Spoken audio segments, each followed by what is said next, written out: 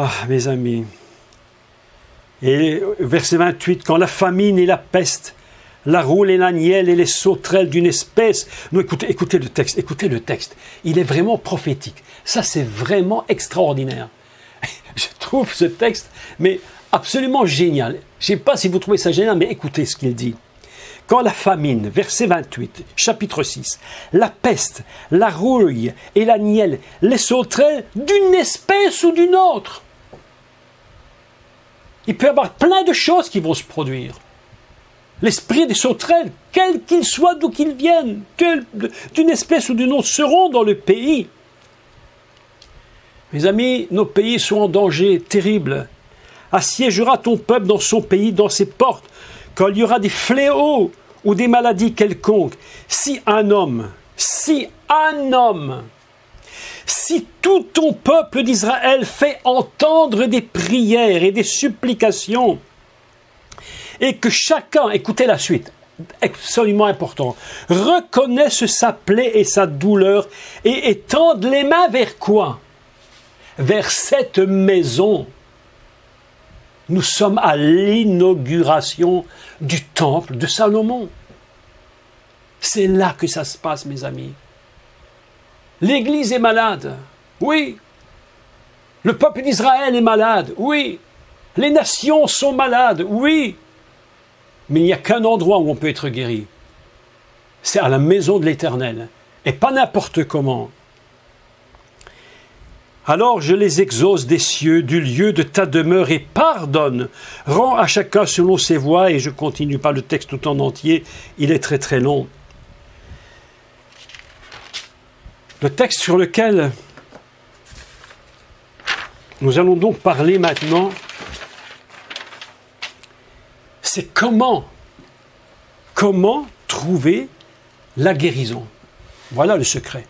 Il faut maintenant trouver la guérison. Il ne suffit pas d'aller à la maison de l'Éternel. Que faut-il y faire? Comment devons-nous nous comporter et comment devons-nous voir les choses? Et pour ce faire, il y a un texte absolument formidable. C'est dans 2 Chroniques 7,14. Si mon peuple, sur qui est invoqué mon nom, s'humilie. On pourrait le lire autrement.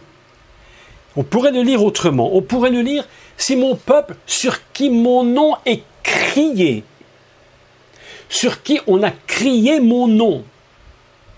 D'accord? C'est très important de comprendre sur qui on a crié mon nom.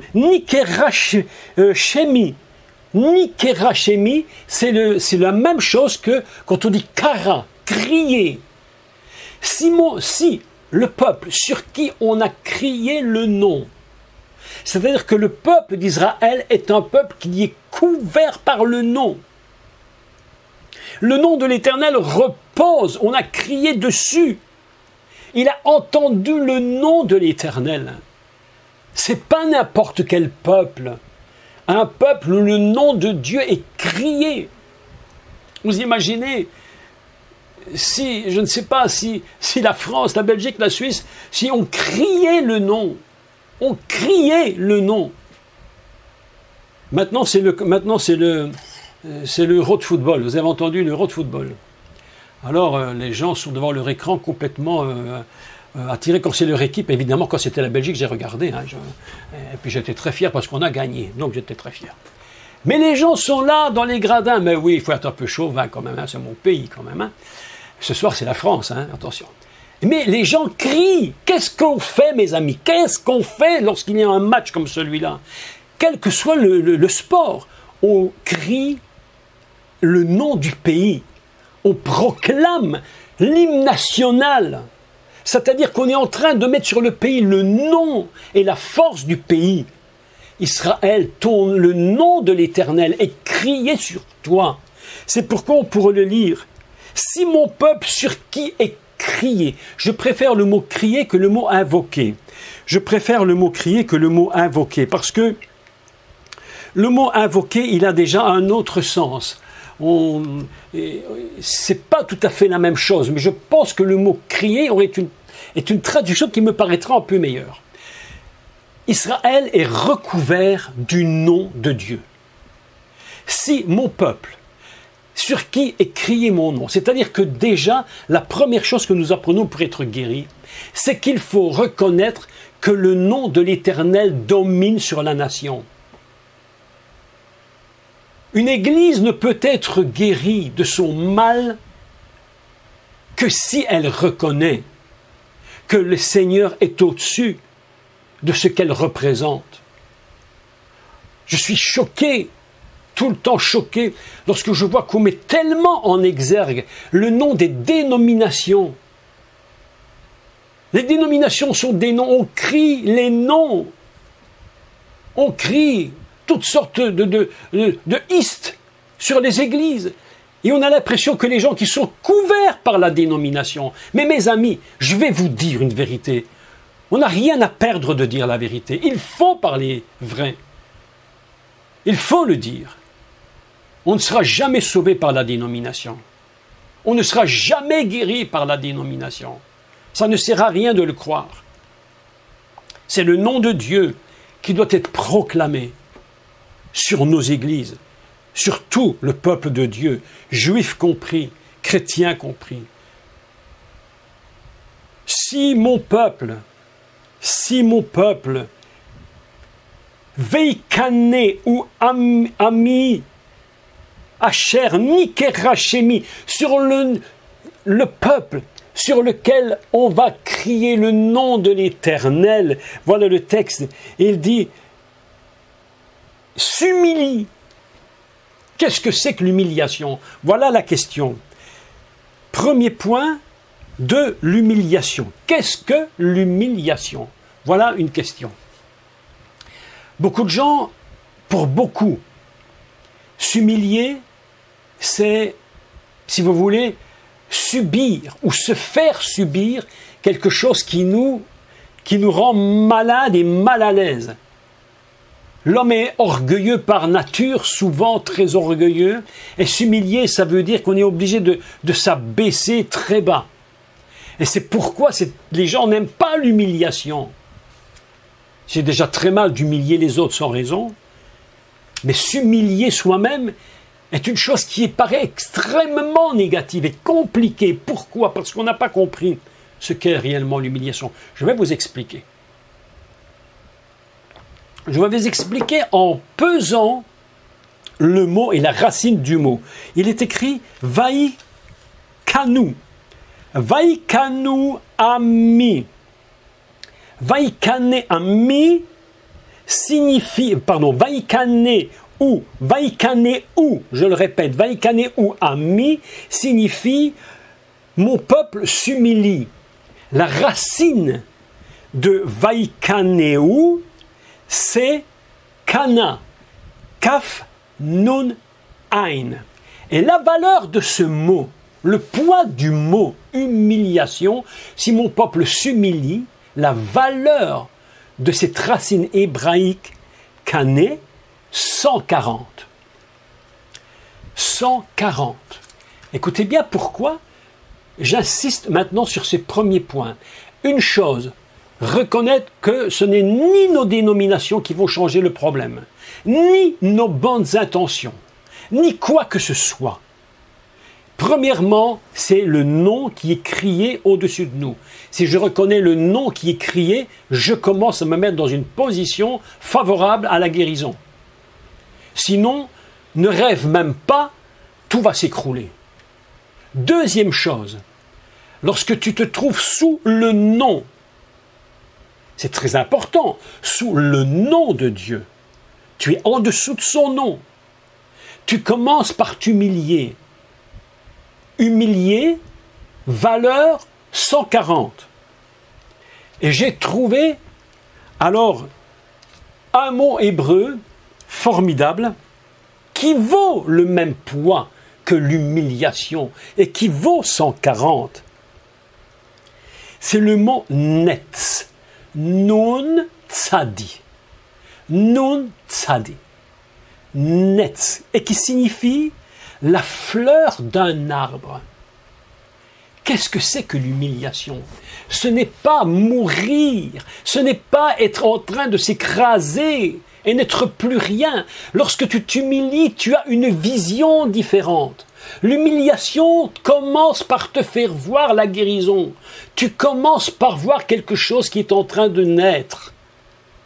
Naître, la fleur de l'arbre. 140. Et lorsque tu vois, si mon peuple s'humilie, lorsque le peuple s'humilie, la fleur commence de naître, mes amis. Elle commence de pousser sur l'arbre.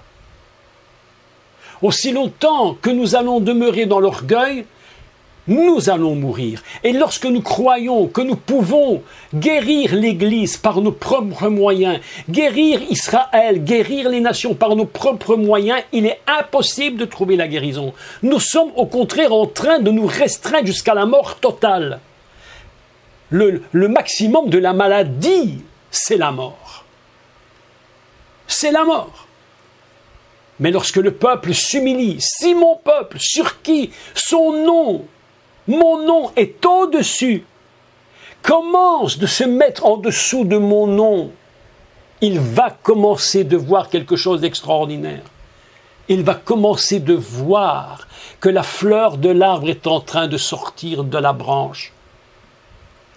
C'est pourquoi lorsque tu te mets devant Dieu, que tu t'humilies, c'est la raison, mes amis, pour laquelle Dieu a dit à Adam, et qu'il nous dit à nous, qui sommes adamiques, il lui avait dit, vaï barer, agenouille-toi, mets-toi en dessous de mon nom, sois dans l'humilité, parce que quand tu es dans l'humilité, c'est là que la fleur pousse, c'est là que la fleur commence de grandir. On appelle ça Netz, la fleur de l'arbre. Est-ce que c'est pas magnifique? Alors quand tu te mets devant le Seigneur, plutôt que de t'humilier en te disant « Oh là là là là, qu'est-ce que Dieu me demande encore? Il veut toujours qu'on s'abaisse et qu'on soit plus bas. » Dieu te dit « Mais c'est pas ça que je te dis. Je te dis, mets-toi sous mon nom. Parce que quand tu te mets sous mon nom, la fleur commence de sortir. » C'est ça le peuple qui s'humilie, mes amis. Lorsque les églises vont comprendre cela, mais j'attends le jour que je ne sais même pas s'il viendra, je n'en sais rien. Mais je voudrais qu'il vienne le jour où tous ces noms de dénominations devraient disparaître.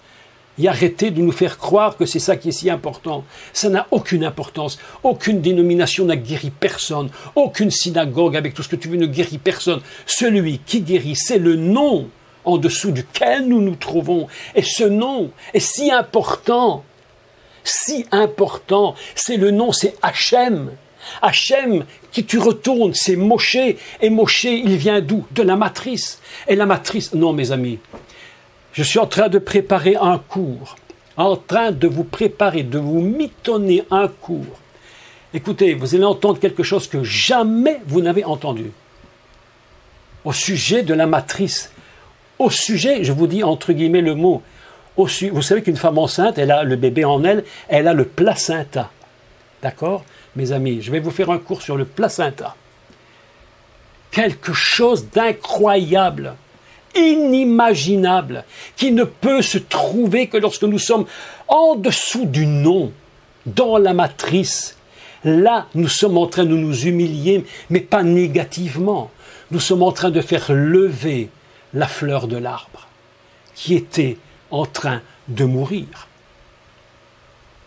Extraordinaire. Il y a une deuxième expression hébraïque où on retrouve le mot netz, 140.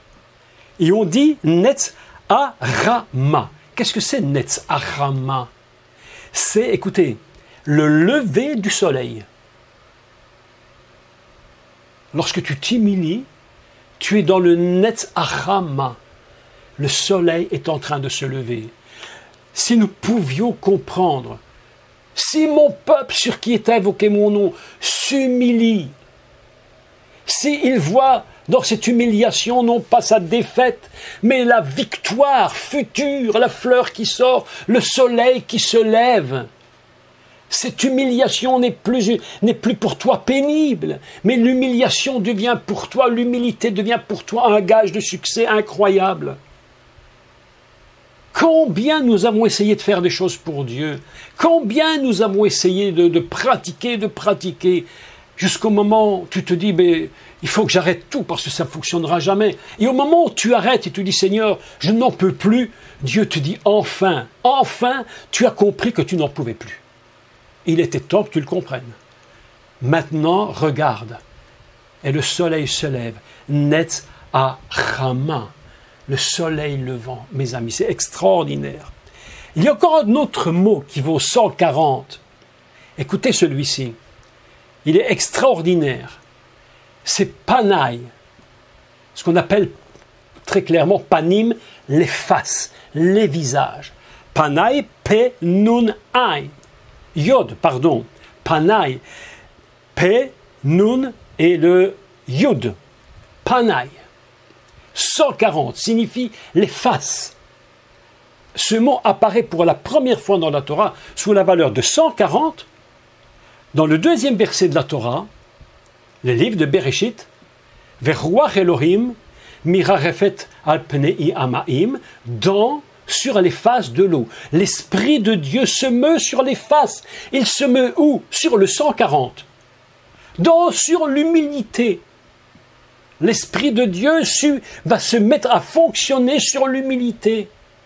C'est pourquoi lorsque si mon peuple commence de s'humilier, il se retrouve en réalité au commencement du monde, au commencement de l'univers. Il se place dans une dimension de commencement. L'humilité, mes amis, lorsque tu vois que tout va mal, tu t'humilies sous la puissante main de Dieu, le soleil se lève, la fleur commence de paraître, et la face de Dieu commence d'être attirée par l'Esprit, et tout commence à se mettre en mouvement. C'est pourquoi il dit, si mon peuple s'humilie, ce que j'aime avec Dieu, parce qu'il est absolument merveilleux, c'est que lorsqu'il te dit, écoute, ça ne marche pas, il ne vient pas avec un bâton pour te taper jusqu'à te tuer, mais il te dit, non, je viens vers toi pour te guérir. Et la guérison commence tout de suite, N'attends pas, tout de suite ça commence. Si tu t'humilies, le processus est en marche. La fleur s'ouvre, le soleil se lève. Les faces de Dieu sont réjouies et l'Esprit se meut sur les faces de l'eau. Et l'eau, c'est qui? C'est le Seigneur lui-même, la matrice qui te fait vivre. Oh mes amis, je vous dis que cet enseignement, c'est pas seulement venir devant Dieu et pleurnicher à longueur de journée. Je suis un raté. Il n'y a rien de pire que d'entendre ce genre de choses. Vous savez, un jour, il y avait un jeune homme dans une réunion, c'est vrai, vous savez l'histoire vraie. Un jeune homme qui était dans une réunion, mais il était tellement sincère, ce brave petit garçon. Il était tellement sincère, il se levait dans la prière et criait, « Oh Seigneur, je ne suis rien, je ne suis qu'un ver de terre, je ne suis bon à rien, je suis horrible. » À un moment donné, le pasteur en avait tellement marre, il lui dit, « Mais tu vas bientôt arrêter ce genre de choses, c'est insupportable. » Mes amis, c'est pas ça l'humiliation. S'humilier, c'est se placer dans la position de celui qui dit « Je reconnais que tu es Dieu, que je suis en dessous de toi. » Et que lorsque je me mets en dessous de toi, tes faces, ton visage se met à frémir de joie, la fleur s'ouvre et le soleil se lève. Mes amis, si mon peuple, sur qui est invoqué mon nom, s'humilie, oh quel texte extraordinaire, s'humilie et prie. Il est écrit « Vahit palelu ». Vous savez, on avait parlé longuement sur la prière, vous vous souvenez? On avait parlé longuement. Et la prière, en fait, c'est un mot hébreu, tefila, qui veut dire se faire à soi-même. Lorsque je prie Dieu, évidemment, il est content que je le prie, parce que je suis en contact avec lui, en communion, mais en réalité, la prière nous bâtit nous-mêmes. La prière, c'est je me fais moi-même une maison divine. Je me fais moi-même quelque chose de merveilleux pour Dieu. Voilà pourquoi je prie. C'est pourquoi lorsque tu sors de la prière, quelque chose se produit. J'ai entendu dimanche matin, peut-être vous l'avez écouté, je ne sais pas si vous écoutez l'émission sur Antenne 2, l'émission, comment s'appelle cette émission? Le Bereshit. Ils appellent ça maintenant... Et ce matin, il y avait une émission, mais alors c'était formidable. Vous pouvez réécouter à la télévision. Je ne fais que citer ce qu'il a dit. Il expliquait que dans le cerveau, lorsque nous entendons tout le temps de mauvaises nouvelles, il y a véritablement quelque chose, des taches noires qui apparaissent. Et ce monsieur disait que lorsqu'on fait l'examen, même scientifiquement, hein, pas spirituellement, scientifiquement, et que quelqu'un se met à prier, eh bien les taches disparaissent. Il y a là une guérison. Il y a quelque chose qui nous guérit, quelque chose qui libère complètement, qui nous libère complètement. La prière, nous avions longuement et longuement parlé. Je ne vais pas tout redire aujourd'hui, mais c'est un des secrets. Tu reconnais d'abord avant de prier, et c'est là le secret de la prière, c'est de reconnaître avant que le soleil se lève sur ta prière, que la fleur est en train de s'ouvrir. Et lorsque la fleur est en train de s'ouvrir, ça veut dire que l'arbre est en train de guérir. Ça veut dire que ta nation est en train de guérir. Vous imaginez lorsque les nations iront à Jérusalem pour adorer le roi, nous dit le prophète. Ils iront, ils monteront à Jérusalem pour adorer le roi et ils vont être guéris. Mais la Bible nous dit que ceux qui ne voudront pas y aller ne trouveront pas la guérison et eux vont payer le prix de leur choix. C'est ainsi que ça fonctionne. Oh, je comprends très bien, et je sais que vous le comprenez. Je comprends très très bien que Satan n'aime pas Israël. Ah, ça je comprends. Il ne peut pas supporter que les nations aillent au temple. Elles vont être guéries. Et lui, c'est celui qui tue et qui fait mourir et qui rend malade. C'est pourquoi il ne veut pas du temple. Il ne veut pas de Jérusalem. Il ne veut pas d'Israël. Mais voilà que la Bible nous enseigne, le salut vient des Juifs. Tu ne peux rien y faire. Tu peux rien y faire, c'est impossible. Tu peux t'accaparer toutes les richesses et tout ce que Dieu a et faire semblant que ça t'appartient, mais tu ne peux rien faire de positif. Nous irons adorer le roi. Et quand les nations iront adorer le roi, que vont-elles faire en réalité? Elles vont chercher de la guérison. Elles vont se mettre sous le nom de l'Éternel. Elles vont s'humilier devant lui. Et les nations vont commencer de fleurir, mes amis. C'est la seule et unique solution. Aucun politique n'a de solution. Aucun politique à ce jour ne vous donnera la solution. Le Covid et le Covid-19, le Covid-20, le 21, le 22, le 23, le 24, le 25 et tout ce que tu imagines qui va venir. Parce que ça va venir. Parce que ça va venir. Ils sont tellement incroyables. Mais nous avons compris, mes amis, que celui qui nous garde, c'est le nom de l'Éternel.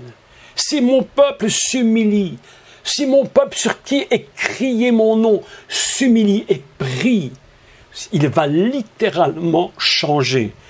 Va littéralement changer. Et il dit, Vaïvakshu, il dit, et si il cherche mes faces, s'il prie et cherche ma face, mais je préfère la traduction littérale. Si il cherche,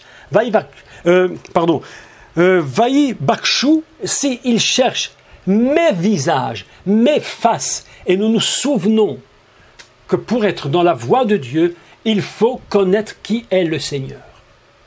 La guérison ne vient pas simplement, on dit Seigneur guéris-moi. Absolument pas. Il faut connaître qui il est. Yeshua a dit, l'œuvre de Dieu, c'est, il ne parle pas aux chrétiens. Aujourd'hui, c'est pour nous. Mais à l'origine, c'est aux Juifs. L'œuvre de Dieu dit, Yeshua aux Juifs, c'est que vous connaissiez celui que le Père a envoyé. C'est-à-dire la libération des Juifs vient de la connaissance messianique. Plus il faudra connaître le Messie, plus nous allons nous attacher à lui dans l'humilité, voyant les fruits qui naissent, en priant, c'est-à-dire en enlevant tout ce qui est noir en nous, toutes ces taches noires négatives, et que nous nous mettons à la recherche des faces de Dieu. Vous savez, Dieu a beaucoup de faces. Mais bien sûr, tu n'auras pas d'autre Dieu devant mes faces. C'est ça qui est écrit dans les 10 commandements. Et c'est ainsi que commencent les 10 commandements. Tu n'auras pas d'autre Dieu. Si tu as d'autres dieux, tu vas finir mal. Tu vas tomber dans le néant. Tout dépend du premier commandement. Pourquoi Dieu ne dit-il pas ça à la fin des commandements? Pourquoi il le dit en premier? Mais parce que c'est la règle fondamentale. Tout ce qui suit en dessous ne peut même pas exister. S'il n'y a pas en premier, tu n'auras pas d'autre Dieu. Parce que si tu as d'autres dieux devant moi, comment veux-tu ne pas être malade? Tu vis dans le néant, tu n'as rien à quoi te raccrocher, tu es en train d'aller dans tous les sens possibles. Tu n'auras pas d'autre Dieu devant moi. La Bible nous dit, si je fais une traduction qui peut être aussi littéralement traduit, tu n'auras pas d'autre. Le mot autre en hébreu arim peut être traduit par rivalité. Tu n'auras pas d'autre Dieu qui rivalise sur mes faces. Voilà une traduction intéressante. Qu'est-ce que c'est que tout ce système du monde? C'est une rivalité contre Dieu. Faites attention de ne jamais rivaliser contre lui. Les gens disent Dieu c'est ça, Dieu c'est ça. Mais ce c'est ça signifie, c'est ce que moi j'ai considéré de lui, je dis c'est ça, mais tu ne sais pas qui il est. Tu n'auras pas d'autre Dieu qui rivalise sur mes visages. Recherchez Dieu. Alors, Vaï Vakshu, cette racine hébraïque, elle a plusieurs sens. La racine, c'est bet, kof, shin. Elle signifie en réalité rechercher. Rechercher. Choisir. Tu ne choisiras pas d'autre Dieu. Demander. Tu ne demanderas pas à avoir d'autre Dieu. Également désirer. Tu ne désireras pas d'autre Dieu. Et également aspirer. Tu n'aspireras pas à avoir d'autres dieux que moi. Si tu aspires à ça, c'est fini. Si mon peuple, sur qui est crié mon nom, s'humilie, prie et cherche mes faces, ne va plus se battre contre moi. Il va plus essayer de se battre contre moi. Il va reconnaître que c'est seulement Dieu qui est le maître incontesté, le guérisseur, celui qui nous conduit. Il dit, s'il se détourne de ses mauvais chemins, vous voyez qu'il y a une progression dans le texte. 1, se placer en dessous du nom. Dieu. 2, s'humilier avec la vision de la guérison. 3, prier. 4, lorsque tu as compris tout ça, tu prends la décision. Israël, prends la décision. Église, prends la décision. Nation du monde, prenez la décision. Détournez-vous de vos mauvaises voies. Alors, dit Dieu, seulement à ce moment-là, le ciel va s'ouvrir. Dieu dit, je l'exaucerai des cieux. Je l'exaucerai des cieux. Il faut faire une teshuva. S'il se détourne, le mot hébreu, le terme hébraïque, c'est le terme de teshuva. Faire un retour. Il faut retourner, voir où étaient les mauvaises voies et dire ces mauvaises voies, je n'en veux plus. C'est terminé. Ce que j'avais bâti qui était mauvais, je n'en veux plus. Je l'exaucerai des cieux. Je lui pardonnerai son péché. Mes amis, écoutez, je l'exaucerai des cieux. Extraordinaire. Le ciel va s'ouvrir pour toi, pour Israël. Je crois que le ciel va bientôt s'ouvrir pour Israël. D'une façon extraordinaire. Pour l'Église, pour les nations, un jour le ciel va s'ouvrir. Et il dit, je t'exaucerai, non pas de la terre. Vous voyez bien que Dieu dit, ce n'est pas de la terre que vient la solution. La solution vient d'en haut. Vient d'en haut. Et le ciel s'ouvrit. Vient d'en haut. Je l'exaucerai des cieux, des ciels. je lui pardonnerai son péché. Et quand Dieu pardonne, il pardonne. Je pardonnerai le péché des peuples. Je pardonnerai le péché d'Israël. Si un homme seul vient, je pardonnerai son péché et je le guérirai. C'est ainsi que Dieu veut guérir Israël. Et lorsqu'Israël va être guéri, lorsque nous allons voir Israël guéri, et qu'ils vont reconnaître le Messie, qu'ils vont pleurer en dessous de lui, comme ils vont pleurer, oui, en dessous du nom, et qu'ils vont s'humilier, alors la fleur va commencer de s'ouvrir. Le soleil de la justice va se lever sur ce peuple d'Israël. Et les nations verront que l'Éternel les a bénis. Et au lieu de dire, parce que la Bible nous enseigne que lorsque le temple sera détruit, Dieu dit ce sera terrible. Parce que les nations qui iront devant le temple diront, mais pourquoi le temple est-il détruit? Mais à ce moment-là, le temple sera là. Et les nations iront à Jérusalem. Pourquoi les nations iront-elles à Jérusalem? Parce que Israël sera guéri.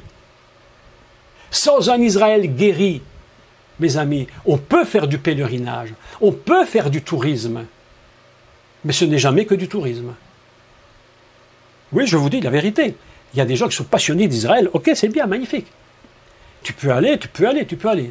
Mais le salut des nations viendra lorsque la guérison d'Israël sera totale. Et lorsqu'Israël sera guéri, les nations iront à Jérusalem pour recevoir la guérison. C'est pourquoi Yeshua dit, le salut vient des Juifs. Le Yeshua vient de la source Yehudim, des Juifs. Voilà un texte qui m'a tellement parlé cette journée lorsque j'ai lu et que j'ai pensé à tous ces mots hébraïques. Je me suis dit quelque chose qui est caché dans ce texte. Il y a quelque chose de plus grand que simplement le dire, on peut le dire et le redire encore, mais ça ne change rien en finalité. Ça ne change rien. Mais lorsque tu rentres dans le texte et que tu comprends le cœur de Dieu qui est en train de frémir sur la surface des eaux, mes amis, alors là, tu sais que tu es en train d'être guéri. Le secret aujourd'hui, pour le peuple et pour le monde entier,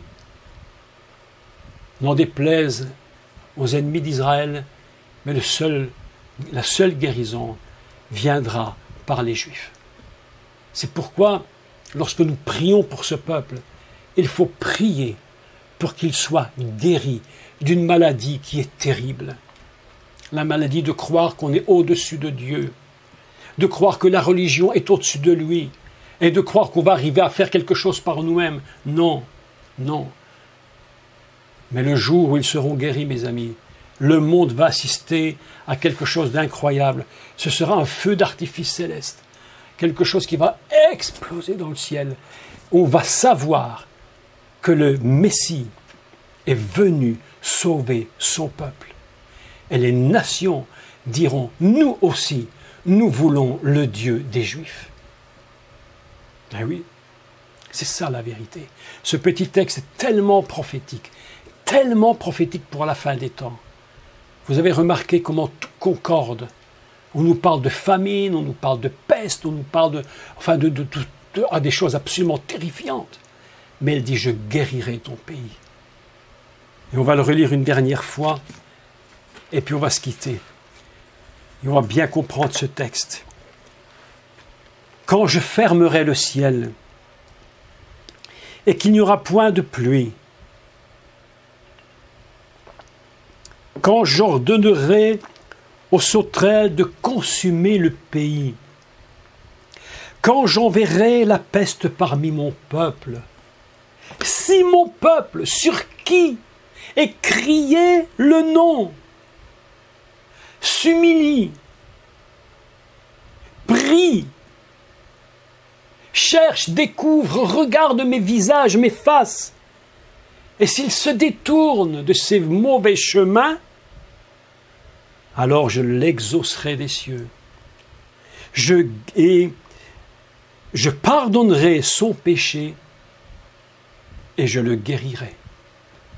Un texte absolument magnifique.